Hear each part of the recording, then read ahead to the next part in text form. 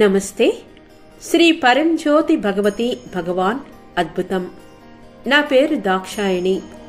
నా జీవితంలోని కొన్ని అనుభవాలను ఇంకా శ్రీ పరంజ్యోతి భగవతి భగవాన్ ఎల్లప్పుడూ మాతో ఉండి మా కుటుంబ సభ్యులందరికీ ఎలా సహాయం చేశారో పంచుకోవాలనుకుంటున్నాను.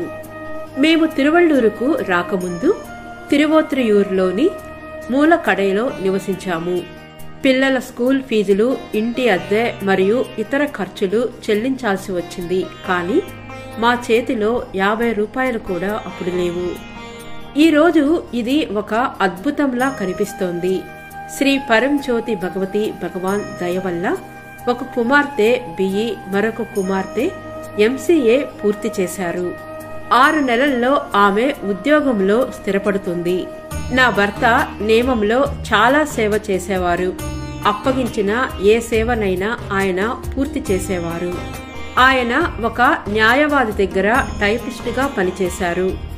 ఆయన వాదన నైపుణ్యాలను గమనించి నియమంలో ఒక వన్నెస్ గైడ్ ఆయనను న్యాయశాస్త్రం అభ్యసించమని చెప్పారు. జూనియర్గా ఏ సీనియర్ న్యాయవాది దగ్గర ట్యూషన్ తీసుకోకుండా చదువుకు లేదా పరీక్ష ఫీజుకు ఏమీ చెల్లించాల్సిన అవసరం లేకుండా 47 సంవత్సరాల వయస్సులో ఆయన తన ఎల్ఎల్బిని పూర్తి చేసి సివిల్ కేసులను నిర్వహించడానికి శ్రీ పెరంబదూరులో ప్రారంభించబడిన కొత్త కోర్టులో నియమించబడ్డారు. శ్రీ పరంజ్యోతి మాత్రమే ఇలాంటి అనుగ్రహాన్ని ప్రసాదించి ఇటువంటి అద్భుతాన్ని చేయగలరు.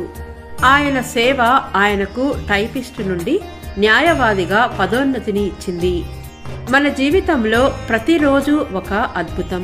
ఇక నా గురించి చెప్పాలంటే నేను ఒక దర్జీని. నేను కూడా ఆలయంలో సేవ చేస్తాను.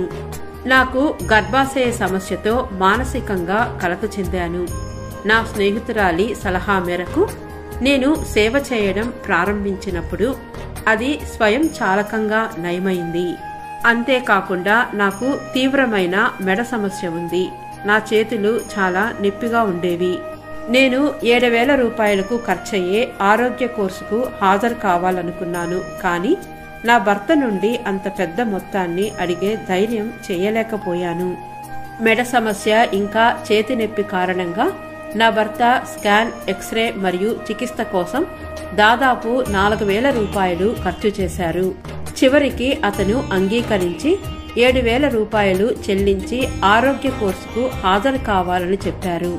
కోర్సు జరిగే 3వ రోజు నేను స్వయం చాలకంగా ఈ సమస్యల నుండి విముక్తి పొందాను. నేను గతంలో నొప్పితో బాధపడుతూ నిద్రలేని రాత్రులు గడిపేదానిని. ఇప్పుడు నాకు పూర్తిగా నయమయ్యి వ్యాధి నుండి విముక్తి పొందాను. జై బోలో అనుగ్రహ ప్రదాత శ్రీ పరంజ్యోతి భగవతి భగవానుకి జై.